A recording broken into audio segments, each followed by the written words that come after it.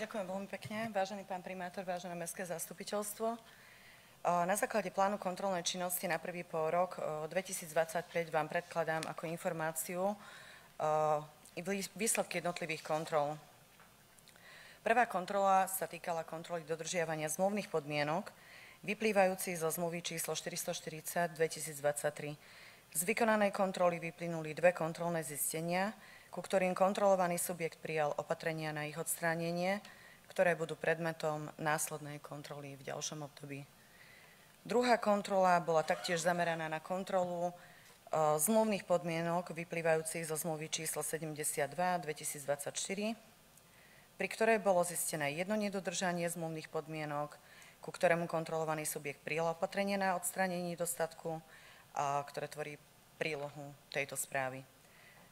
Ďalšia kontrola bola zameraná na kontrolu opatrení prijatých na odstránenie zistených nedostatkov, z kontroly dodržiavania a uplatňovania všeobecne záväzných právnych predpisov a interných noriem pri hospodárení s finančnými prostriedkami v Dome kultúry Šala.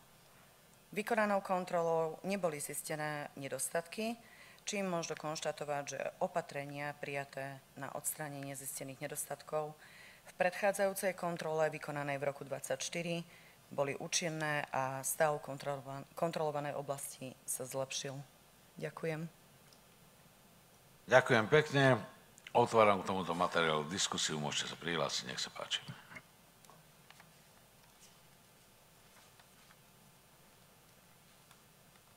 Do diskusie sa prihlásil pán poslanec Čibrík. Máš slovo. Ďakujem.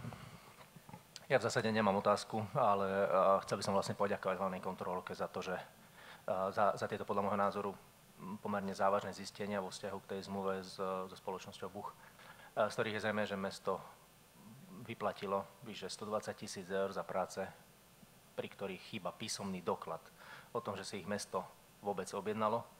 A zároveň chýba špecifikácia, podľa ktorej by sa tie fakturované práce dali identifikovať, teda kde presne, na ktorej konkrétnej komunikácii sa realizovali.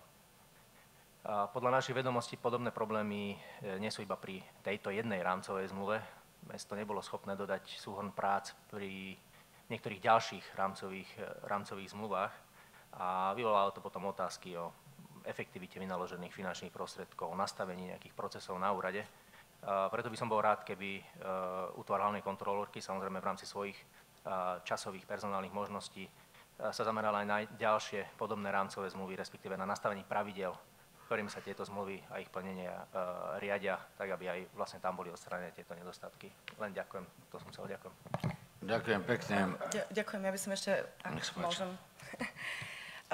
Pán poslanec, ja by som si ešte dovolila zareagovať. Ja teda ďakujem, ako bol to teda, áno, na váš podnet sa vykonávali tieto dve kontroly.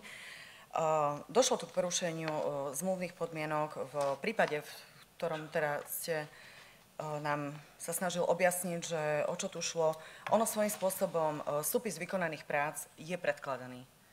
Je to napísané aj v správe z kontroly. Ale tento súpis vykonaných prác je prikladaný jednotlivo k jednotlivým faktúram, aj to je vysvetlené vlastne v správe z kontroly, ale chýba tam konkrétna špecifikácia, na ktorých uliciach k tomu došlo. Čiže vlastne súhrn vykonaných prác aj použitého materiálu nechýba. Samozrejme, beriem na vedomie aj toto vaše upozornenie, že sa môžeme zamerať aj na iné zmluvy. Ja to takto ako nedokážem povedať ani zhodnotiť, že či to takto je alebo nie je, ale aj toto môže byť výsledkom kontroly pri nastavovaní procesov samospráve a ja som si istá, že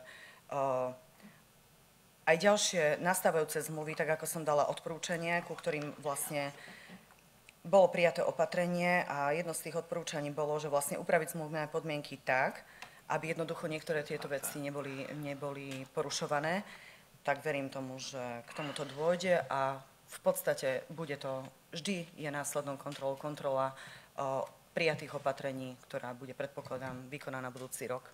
Ďakujem veľmi pekne. S faktickou poznámkou pán poslanec Andráš Peter.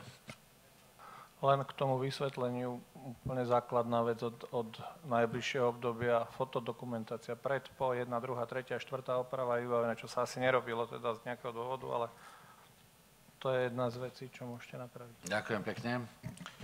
Z diskusie nevyplynul žiadny poslanecký návrh. Dávam teda hlasovať o uznesení tak, ako vám bolo predložené. Nech sa páči, hlasujte, prosím.